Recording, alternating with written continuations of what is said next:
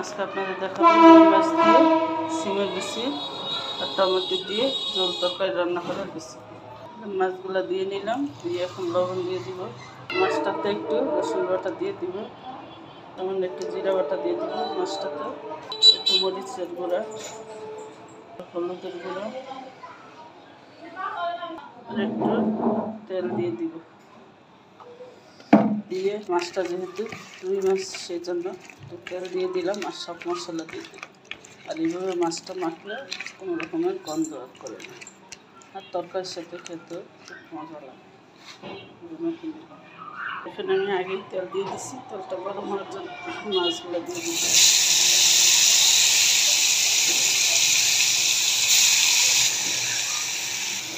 মাছ দিয়ে দিলাম,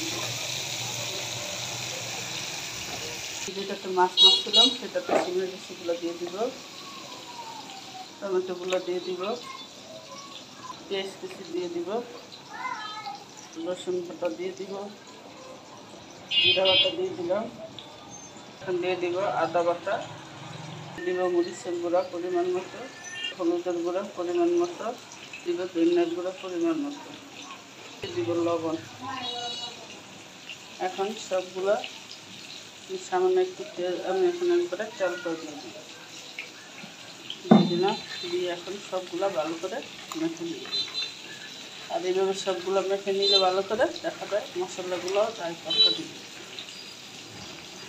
সবগুলো আমি মেখে এভাবে রেখে দিব। এখন এই মাছগুলো আর মাছগুলো একটু লাল করে লেগে নিচ্ছি।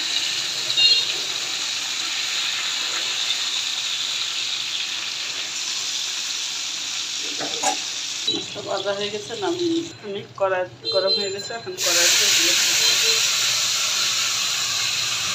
এখানে সামান্য একটু কড়াই দিয়ে দিলাম, দিয়ে এভাবে নাড়াচাড়া দিয়ে মশলা পানি দিয়ে এখন ঢাকনা দিয়ে ঢাকনা তুলে